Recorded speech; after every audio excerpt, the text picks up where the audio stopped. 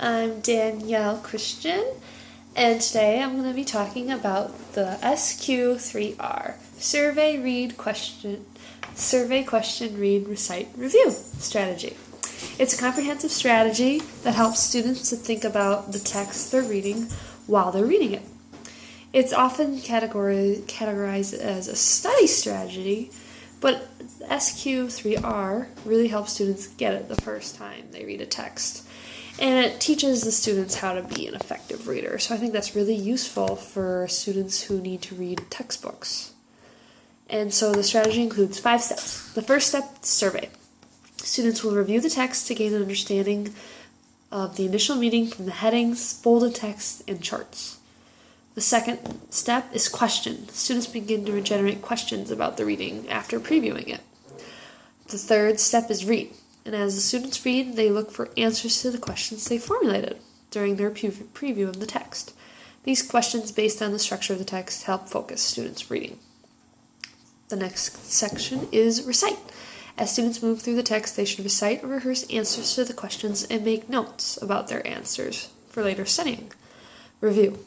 After reading, students should review the text to answer aligning questions and recite the questions they previously answered.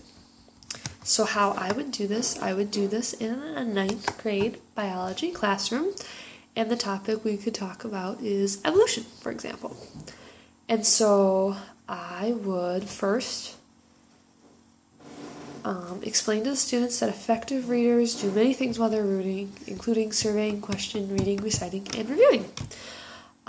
So then to do that would be kind of the first step, just the introduction. Say, what is a good reader? How do you learn from the text? We want to make this meaningful. The second, I would provide them the chapter of the textbook to read. So we're going to be talking about evolution. So the first day they can talk about natural selection and fitness.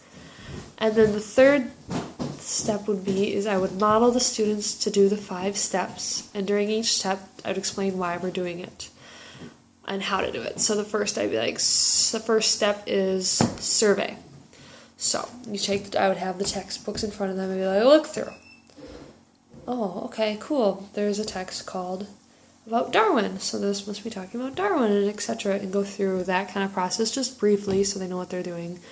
The second step, questions. Well, what questions? Who is Darwin? What did he do?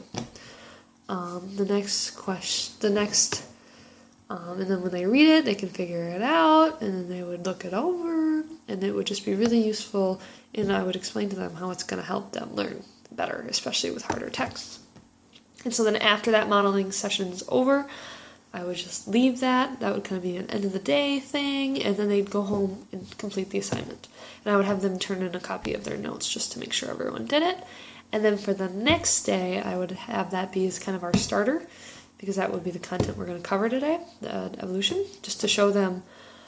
I'd have maybe a little quiz or just ask a couple questions and show them, hey, you guys did remember these things. You self-taught through your reading. So showing them that having this reading strategy is really helpful, I think would help them to be better students in the long run. And students might not get sold on this method right away. The first few times it takes practice. Thank you, grandfather clock. But anyway, the first few times they do it, they're not maybe going to be as good. They might not get as worthwhile question. It takes practice to get the questions down.